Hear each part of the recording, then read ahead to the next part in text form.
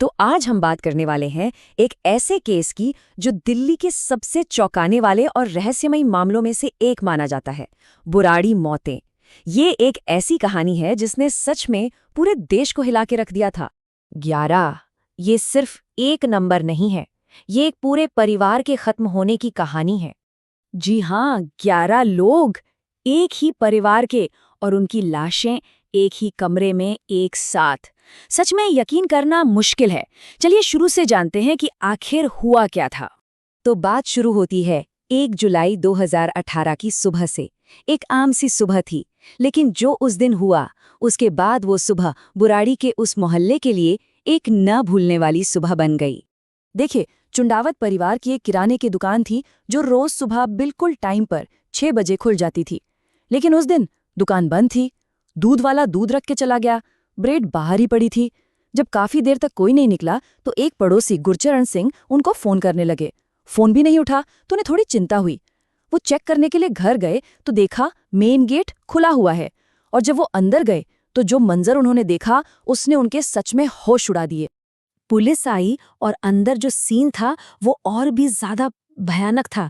एक ही कमरे में 10 लोग छत से लटके हुए, सबके हाथ पैर तारों से बंधे थे और आंखों पर पट्टी। सोच के देखिए। और घर की जो सबसे बुजुर्ग सदस्य थीं, नारायणी देवी जी, उनकी बॉडी एक दूसरे कमरे में मिली। सबसे बड़ा सवाल ये था कि ये सुसाइड है या मास मर्डर।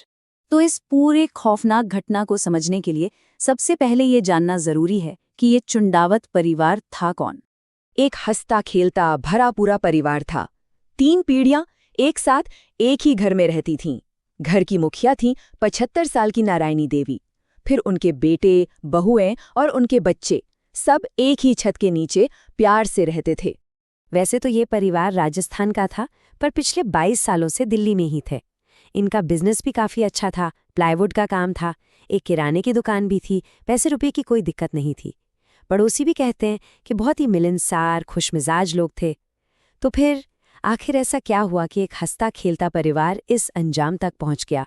जैसे जैसे पुलिस की जांच आगे बढ़ी, इस पूरी कहानी का फोकस एक शख्स पर आ गया, नारायणी देवी का छोटा बेटा ललित चुंडावत। ललित की लाइफ में ना कुछ अजीब चीजें हुई थीं। 2004 में एक एक्सीडेंट हुआ, जिसके बाद उसकी आवाज चली गई, मतलब ठीक से बोल नहीं पाता था। फिर 2007 में उसके फादर भोपाल सिंह जी की डेथ हो गई, और यहाँ से सब कुछ बदलना शुरू हुआ। अपने पिता की मौत के कुछ टाइम बाद एक दिन घर में पूजा हो रही थी और ललित अचानक अपने मरहूम पिता की आवाज में मंत्र पढ़ने लगा। उसने सबको बताया कि उसके पिता की आत्मा उसके अंदर आ गई है। और बस उस दिन के बाद से इस परिवार की जिंदगी बिल्कुल बदल गई। घर में रोज रात 9 बजे कीर्तन शुरू हो गए। ललित पैरानॉर्मल शोज देखने लगा, कब्रिस्तान जाने लगा। पूरे परिवार ने नॉनवेज, खाना, शराब सब छोड़ दिया।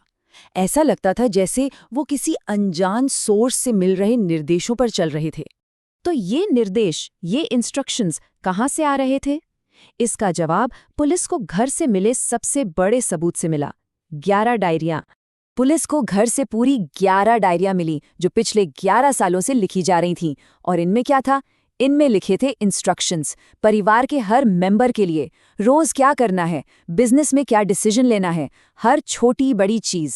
ये डायरियां ही इस पूरे केस की मास्टर की थीं।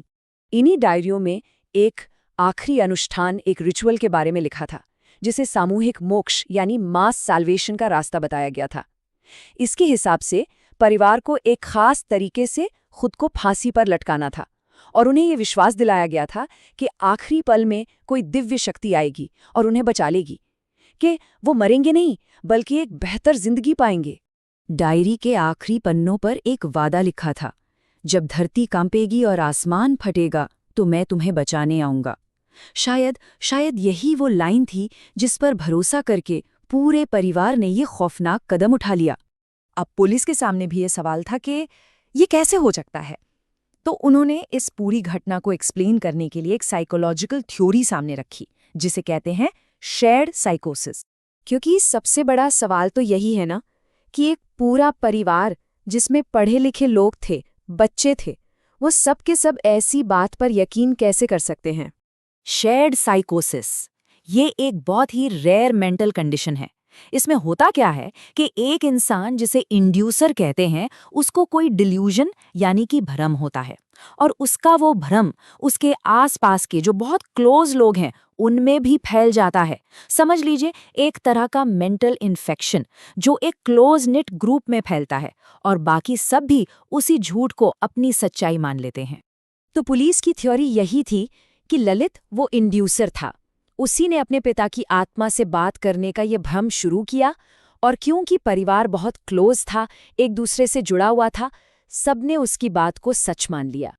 लेकिन शेयर्ड साइकोसिस की थियरी सब कुछ एक्सप्लेन नहीं करती। कुछ सवाल आज भी ऐसे हैं जिनका कोई जवाब नहीं है, और यही सवाल इस केस को और भी ज्यादा मिस्टीरियस